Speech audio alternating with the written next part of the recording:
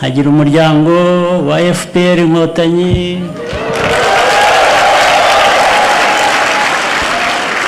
nkagira umuryango wa guverinoma, nkagira umuryango w'ingabo, RDF, nkagira umuryango w'igipolisi, Rwanda National Police, nkagira umuryango w'abandi b'umutekano batavugwa batamenyekana.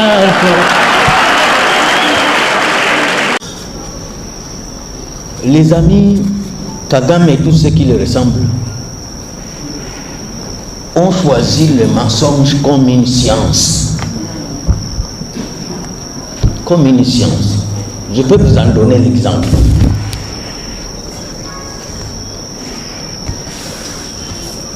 Dernièrement, pendant mes vacances parlementaires,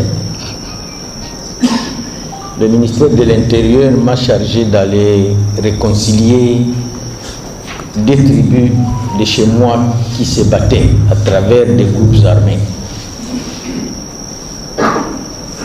Les Babembe et les Bafouliou, dont je suis. Et en allant là-bas, j'étais obligé de réunir tous les groupes, tous les chefs de tous les groupes armés dans la sous-région. Et ils ont répondu tous à l'appel. J'étais avec un ami qui est dans la salle là-bas, M. William Maïngolo. Et je suis parvenu quand même à les mettre ensemble, après plusieurs réunions. Mes amis Tutsi Banyamulenge ont alerté le monde entier que moi j'étais allé pour les exterminer. Parce que je ne les ai pas associés à la rencontre. Et entre-temps, ils ont des groupes armés, 2 ou 3, Tchouguanero, Goumine et autres, qui sont alliés au M23, au Sud Kivu. Maintenant, quand tu oses parler de ces groupes armés alliés au M23, au Sud Kivu, ils alertent le monde entier que vous voulez exterminer les Banyamulenge. Mais moi je leur dis ceci. Pourquoi quand on veut s'attaquer aux brigands de votre communauté qui sont complices du M23, vous confondez toute la communauté qu'on veut l'exterminer? C'est pour faire voir même au gouvernement congolais de Kinshasa ici que tout celui qui touche à un d'eux, qu'il soit rebelle ou pas, c'est fini, il veut les exterminer. C'est comme si tu veux t'attaquer à l'AFC. Toute la tribu de Nanga dit non, on veut nous exterminer. Alors que nous c'est Nanga que nous cherchons.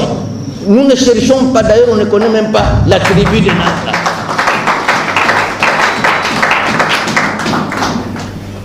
Et la version est acceptée, oui, on veut les exterminer. Après, ils doivent à l'Union européenne. Mais parmi vous, il y a des brigands, il y a des rebelles, il y a des bandits. On ne vous cherche pas vous. Nous cherchons seulement ceux qui font la rébellion. Et là, on va vous sanctionner.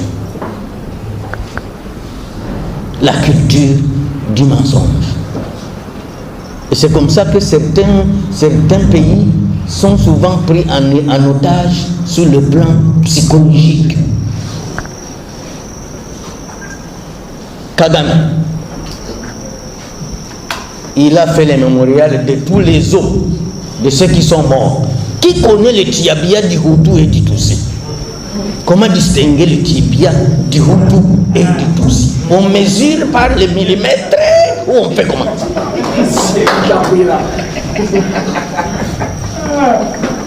Mais parce qu'il y a des tasses et des tasses des os.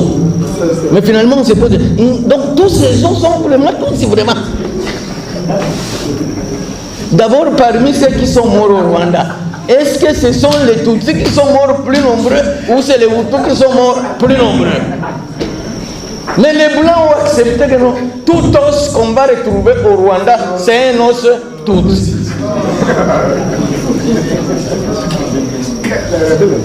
Est-ce qu'on a fait l'ADN de tous ces autres? On ne connaît pas encore. D'abord, est-ce qu'il y a la différence d'ADN entre ces Hutus et un autre Tutsi? C'est la culture du mensonge. Et cette culture a triomphé sur la réalité. Le 12 juillet 2000, c'est moi et mon organisation, nous avons organisé une marche à l'ambassade de Belgique en 2000 contre le mandat d'arrêt d'Hérodia. J'avais enfermé tous les Belges dans les caves là-bas.